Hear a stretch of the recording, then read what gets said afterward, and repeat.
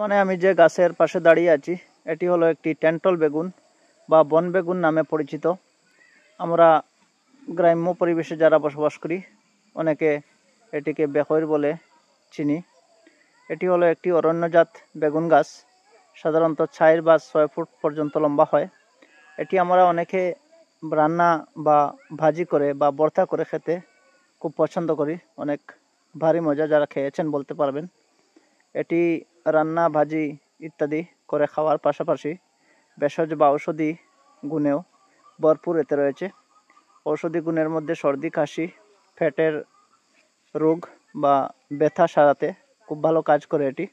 দেখতে পাচ্ছেন এটি বড় বড় পাতার ফাঁকে ফাঁকে গোড়ায় গোড়ায় ছোট ছোট ফুল ধরে, ফুলের মতো দেখতে পাচ্ছেন। প্রথমে কুড়ির মতো ধরে, তারপরে এটি বড় হয়ে সবুজ রঙের বেগুনের মতো আকৃতি দেয়। খুব প্রকৃতির মধ্যে একটি গাছ। এটি ঝোপঝাড় হিসাবে বেশি ছোট হয় না, ঝোপযুক্ত গাছ দেখতে পাচ্ছেন, ছোট গাছ। এই গাছে প্রচুর পরিমাণে ফল ধরে, প্রত্যেক পাতার গোড়ায় গোড়ায় ফসল ধরে। এই ফসলটি যারা খেয়েছেন বলতে পারবেন, ভর্তা করে খেতে ভারী মজা।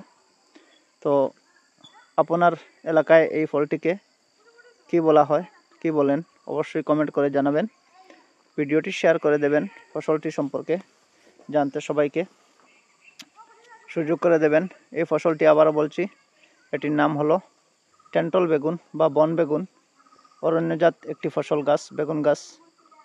এটি 4-6 ফুট পর্যন্ত লম্বা হয় গাছটি, অনেক বড় হয় না। এটির প্রত্যেক বড় বড় পাতার গোড়ায় গোড়ায় ছোট ছোট সবুজ রঙের ফল ধরে, দেখতে পাচ্ছেন যেরকম।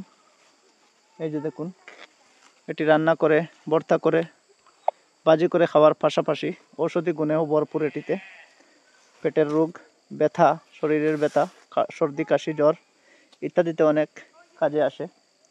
অনেকে ব্যবহার করেন এইগুলা, দেখতে পাচ্ছেন। এটি সাধারণত উঁচু জমিতে এগুলা হয়, শুকনো জমিতে হয় এগুলা, উঁচু জমিতে। তো আশা করি বুঝতে পেরেছেন। এই ভিডিওটি শেয়ার করে দেবেন। আমার পেজে নতুন হলে পেজটি ফলো করে রাখবেন এরকম ইনফরমেটিভ ভিডিও পেতে। ধন্যবাদ।